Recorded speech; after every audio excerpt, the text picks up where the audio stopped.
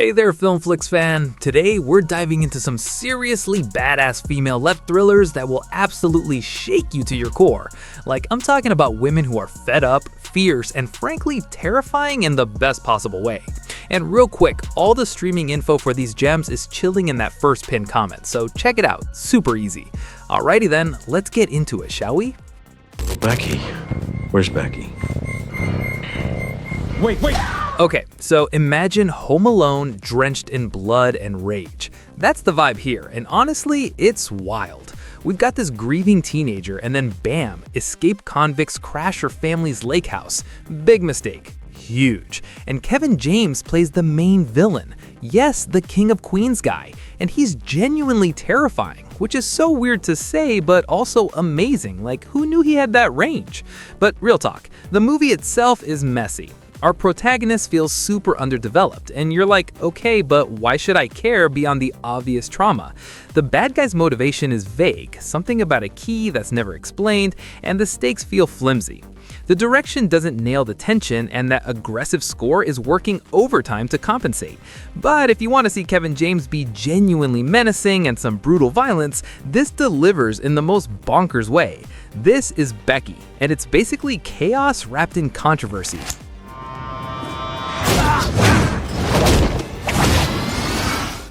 Alright, so Scarlett Johansson becomes basically superhuman after accidentally absorbing this synthetic drug, and all her limitations vanish. Gone. It's giving Limitless meets Terminator vibes, and honestly, such a Luc Besson fever dream. This movie runs at breakneck speed, barely 90 minutes, packed with action, pseudoscience that makes zero sense, and the most stereotypical characters imaginable. But Scarlett completely sells it. She goes from terrified drug mule to cold, calculating force of nature, and you're just along for this bonkers ride. There are moments, like when she calls her mom, that hit surprisingly hard, but then she's back to being a killing machine. The movie throws in evolution parallels and gets weirdly philosophical, but then abandons those ideas for more gunfights. Classic Besson. It starts strong, then kinda deflates. But you know what? It's still ridiculously fun, confidently weird, and moves so fast you don't have time to question the logic. This is Lucy, and it's delightfully absurd.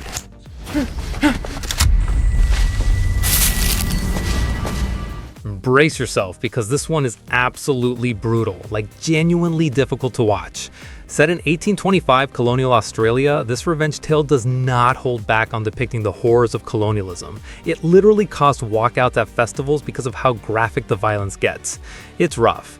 Our protagonist is this Irish convict seeking vengeance against a British officer who destroyed her life, and she teams up with an Aboriginal tracker who's also suffered under colonial violence. Their journey becomes this raw exploration of trauma and survival, and the performances are genuinely powerful. The cinematography is beautifully claustrophobic, really capturing that oppressive atmosphere. But the film gets repetitive with its violence, and interesting thematic ideas about cycles of brutality never quite get developed. There are gorgeous metaphors that could have been powerful but just sit there unexplored. It's frustrating because something profound is here, but the execution feels flattened despite strong performances. This is The Nightingale, and it's powerful but painfully uneven. Oh man, this is absolutely delicious. It's like if Heathers and a Yorgos Lanthimos film had a baby obsessed with Hitchcock. Two former childhood friends reconnect, and it's immediately uncomfortable. You can feel the tension radiating off the screen. We've got the polished preppy girl and the blunt, emotionally detached girl circling each other like sharks. You're wondering if one of them is an actual sociopath or just really sullen. Maybe both. As they rekindle their friendship, they play these psychological games that get progressively darker, finding common ground in hating the preppy girl's awful stepfather. Enter the drug dealer, Anton Yelchin in one of his final roles, who gets dragged into their sinister plan. The performances are chef's kiss, especially the cutting one-liners revealing darkness beneath these characters. The film uses brilliant techniques like rack focus and sound design to create a genuinely disturbing atmosphere, and the tone gets darker and more precise as it goes. The ending feels slightly rushed, but it stays true to its twisted vision. This is Thoroughbreds, and it's wickedly smart and unsettling. I want you back. It'll be just like it was. This is basically a feminist revenge fantasy that trips over itself trying to be empowering. The concept is there. Woman escapes abusive husband, protects her daughter, learns to fight back, but the execution is so melodramatic and cartoonish. The husband is this over-the-top sadistic villain with mood swings that make zero sense. Our protagonist discovers his cheating and violence, grabs her kid and runs, but he keeps finding her. She tries getting help, seeks legal advice that goes nowhere, and eventually learns self-defense to confront him directly. I appreciate the woman takes control narrative, but it's all heavy-handed with simplistic moral representations and overly dramatic dialogue that rings false. The performances can't save the ridiculous script, and the final showdown is this violent spectacle that feels more exploitative than empowering. It wants to be hard-hitting, but instead it's this weird melodramatic mess. This is enough, and it's definitely not enough to make it work. Hey, if you're digging these recommendations, smash that subscribe button and hit like. It seriously helps us keep bringing you awesome deep dives into cinema. Back to it. The evidence is insufficient to hold the defendants over for trial. Jennifer Garner goes full vigilante in this revenge thriller that's honestly a mess tonally, but also weirdly entertaining as dark comedy. It's trying so hard to be serious about grief and justice, but ends up feeling like an unintentional parody. Our protagonist loses her family to gang violence, and instead of processing trauma, she goes full Punisher, eliminating everyone involved, plus corrupt officials. The movie wants you to see her as a working-class hero fighting a broken system, but she's perpetuating the same violence she's against.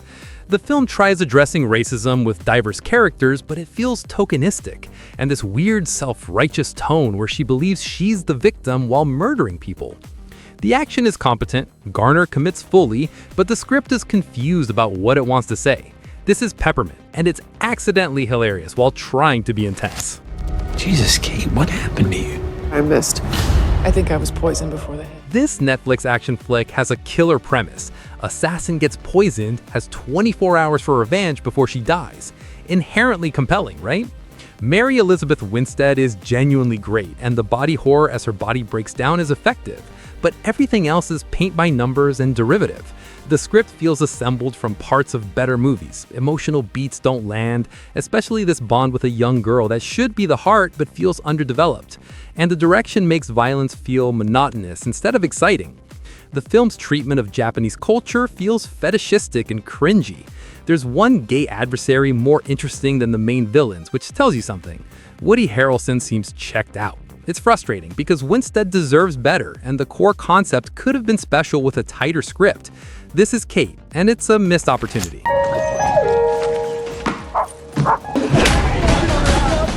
Holy Intensity. This movie's about trauma and revenge wrapped in psychological thriller, and Jodie Foster absolutely crushes it. Our protagonist is this radio host living her best life until she and her fiance get brutally attacked in Central Park. He dies, she's left shattered. She buys a gun, kills someone during a robbery, and suddenly she's addicted to vigilante justice. Enter this detective investigating who realizes he and her protagonist share this dark understanding about vengeance. Their relationship becomes this fascinating psychological dance, grappling with morality and what happens when the system fails. The film explores the emotional state carefully. It's about exploring darkness when people are pushed too far. The suspense builds deliberately, and you're genuinely invested. Foster brings such depth and pain, making you understand her choices even when they're wrong. This is the brave one, and it's gripping. Follow me. What do I have to do? Yeah, we prefer if Rat was not to die tonight. This Canadian body horror film is seriously twisted, and I kinda love it. It goes places most movies wouldn't dare, directed by sisters with a clear vision. We follow this medical student drowning in debt who stumbles into underground extreme body modification. She performs illegal surgeries for cash, but then she's assaulted by a professor and her trajectory changes. She drops out, kidnaps him, and starts using him for extreme procedures while building a dark web reputation. It's revenge, body horror, and critique of medical ethics blended together. The lead brings real complexity to this descent. You watch her transform from desperate student to mythical underground surgeon, and it's horrifying yet compelling. The film doesn't shy away from graphic content or psychological toll. A detective investigates, things spiral, and the ending is tragically inevitable. The sheer audacity makes it memorable. This is American Mary, and it's disturbing in the best worst way.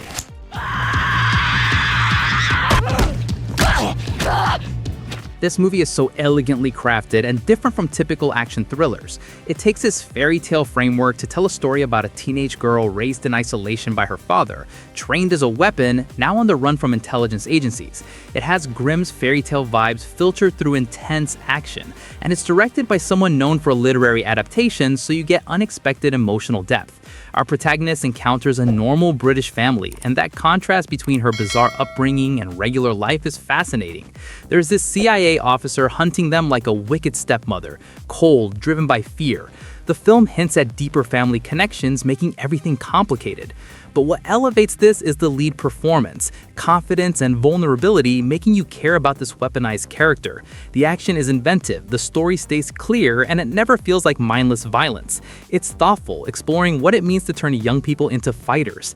This is Hannah, and it's absolutely worth your time. Alright, Filmflix fam, that's our list. Now, if you're hungry for more, check out our next video, 12 thriller movies guaranteed to give you anxiety. I'm talking edge-of-your-seat intensity that'll wreck you in the best way. It's already up waiting for you. Drop a comment telling me which badass lady you're watching first, smash that like button, and subscribe for more movie goodness. Thanks for hanging out, you legends. Until next time, keep watching, keep obsessing, and I'll catch you in the next one.